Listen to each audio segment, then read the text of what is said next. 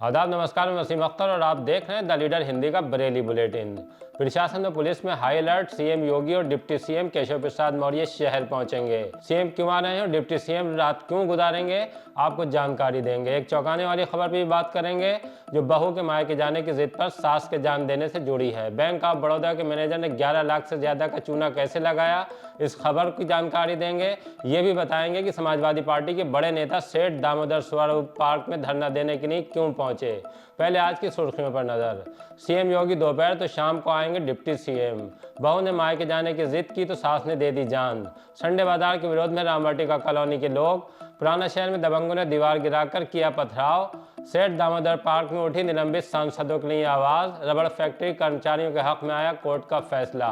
Helmet नहीं लगाने वालों का फूलों से किया स्वागत। बैंक ऑफ बड़ौदा के मैनेजर पर गबन का मुकदमा। अब खबरें विस्तार से।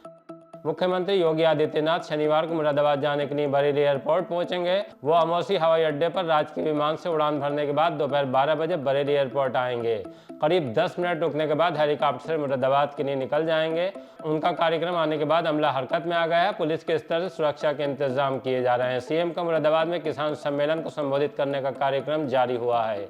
उनके जाने के बाद डिप्टी सीएम केशव प्रसाद मौर्य पहुंचेंगे। वो रात भी बरेली में गुजारेंगे। उत्तर प्रदेश उद्योग व्यापार मंडल के 2 दिवसीय सम्मेलन में शामिल होने के लिए डिप्टी सीएम बरेली पहुंच रहे हैं। हेलीकॉप्टर से पुलिस लाइन मैदान आएंगे। पहले अधिवेशन में हिस्सा लेंगे, उसके बाद जनप्रतिनिधियों के साथ सर्किट हाउस में मुलाकात करेंगे। अफसरों के साथ मीटिंग भी करेंगे। उसके लिए विभागीय अधिकारियों ने तैयारियां शुरू कर दी हैं। डिप्टी सीएम स्मार्ट सिटी परियोजना के तहत कराए जा रहे बड़े कामों का जायजा भी ले सकते हैं। बहू ने की मायके जाने की जिद तो सास ने दे दी जान। भोजीपुरा के गांव घाटमपुर में चौंकाने वाली घटना हुई है। सास ने महज इस वजह से जान दे दी कि वो बहू को मायके जाने से रोक रही थी और जिद पर अड़ गई थी।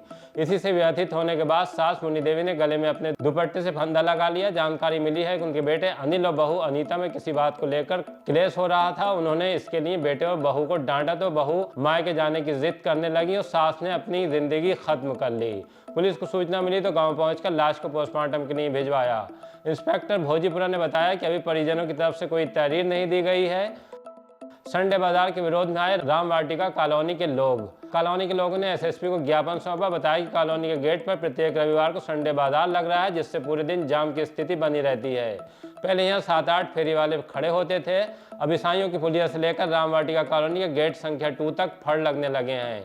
कॉलोनी में आने जाने वालों को इससे भारी दिक्कत का सामना करना पड़ रहा है। इस बारे में जनप्रतिनिधियों से शिकायत भी कर चुके हैं, लेकिन समस्या का समाधान नहीं हो सका है। आइए आपको सुनवाते हैं कि रामवाटिका वेलफेयर रेजिडेंस सोसाइटी के पदाधिकारियों ने संडे बाजार को लेकर क्या कहा है। आशु अग्रवाल, आज किन चीजों को लेकर आप यहाँ एसएसपी को ज्ञापन दिया है? देखिए मेरे साथ सब रामवाटिका वेलफेयर एसोसिएशन के लोग हैं। रामवाटिका कॉलोनी शाहजहाँपुर रोड से अंदर एंटर होने के बाद सबसे पहली कॉलोनी पड़ती है। वहाँ पर एक बंद पिक्चर हॉल था। उस पिक्चर हॉल के अंदर जो प्रेमिसेस था, उस प्रेमिसेस को यूज करके एक वहाँ पर संडे बाजार लगाना शुरू करा प्रेमिसेस के मालिक ने। हल्के हल्के वो कुछ लोग बाहर लगाने लग गए।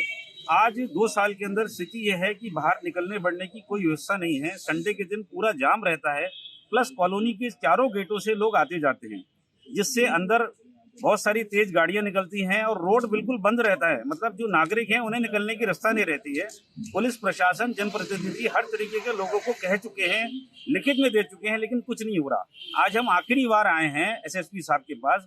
अगर इस बार संडे बाजार नहीं रुका तो अगले संडे बाजार को हम लोग सब धरना प्रदर्शन करेंगे और सड़क जाम करेंगे। आपको पूर्व सूचित कर रहे हैं कि अब 3 वर्ष हो गए प्रताड़ित होते हुए, अब हम लोग रुकने वाले नहीं।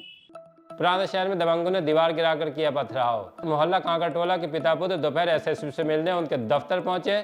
उनका कहना था कि दबंगों ने घर की दीवार गिराने के बाद पथराव किया, जिससे उन्हें चोट आई है। घटना रात की है। महेश चंद्र ने बताया कि रात में जब वो परिवार के साथ थे तो मोहल्ले के ही 3 भाइयों ने घर में घुसने की कोशिश की, विरोध पर पथराव करने लगे।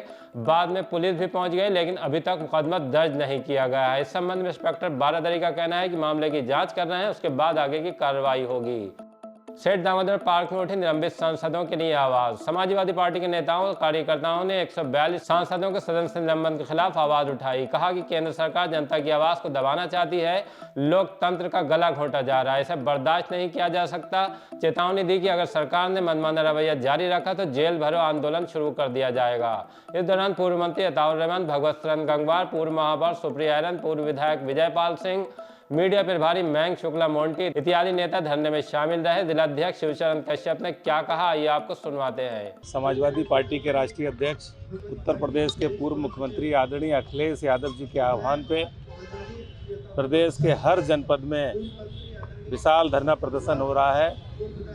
हमारे लोकसभा में माननीय विपक्ष के सांसद 142 उनको निलंबित किया गया है। ये लोकतंत्र की हत्या है, ये तानाशाही है, इसके खिलाफ समाजवादी पार्टी मैदान में है।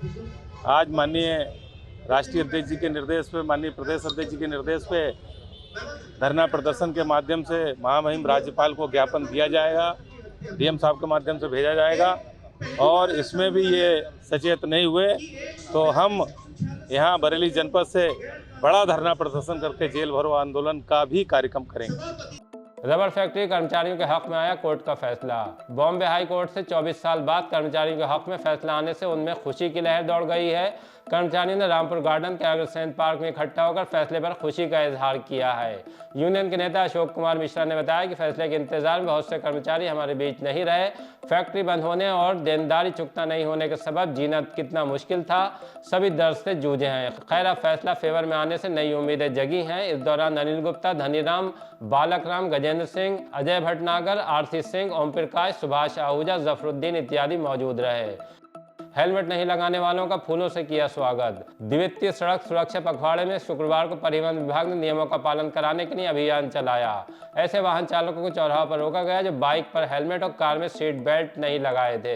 उन्हें फूल देकर बताया गया कि जिंदगी बहुत कीमती है, इसे लापरवाही की भेंट नहीं चढ़ने दें। इस दौरान सहायक परिवहन अधिकारी संदीप जायसवाल, परिवहन अधिकारी जेपी गुप्ता, पीटीओ मोहम्मद आरिफ खान, मुन्ना लाल मौजूद रहे।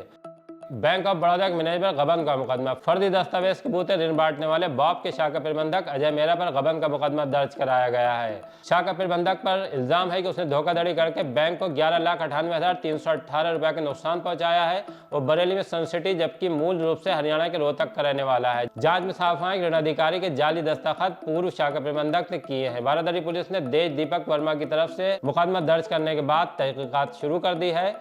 शीतलहर के मद्देनजर बदला सभी स्कूलों का समय। सर्दी का प्रकोप दिखाई देने लगा है। सुबह और शाम के वक्त मौसम के तेवर तीखे होते जा रहे हैं। उसे देखते हुए जिला बेसिक शिक्षा अधिकारी संजय सिंह ने कक्षा 1 से 8 तक के स्कूलों का समय परिवर्तित कर दिया है। उन्होंने एक आदेश जारी करके कहा है कि ICSC, CBSE, परिषदीय विद्यालय, सहायता प्राप्त, मान्यता प्राप्त सभी स्कूल अग्रिम आदेशों तक सुबह 10 बजे से शाम 3 बजे तक खुलेंगे। आदेश का कड़ाई से पालन करने पर जोर दिया है।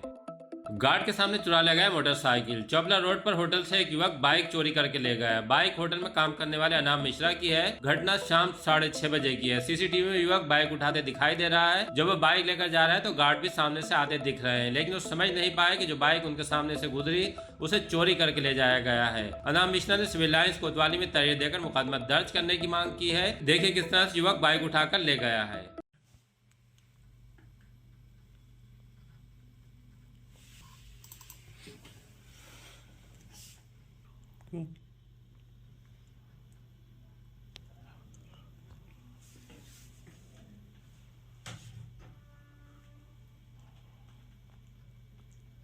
गार्ड के सामने ही गया है।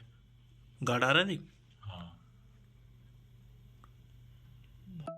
आज के बुलेटिन बस इतना ही। इसी तरह के ताज़ा अपडेट जानने के लिए हमसे जुड़े रहें। अगर हमारे चैनल को सब्सक्राइब नहीं किया है तो हमारी गुजारिश है कि ज़रूर कर लें।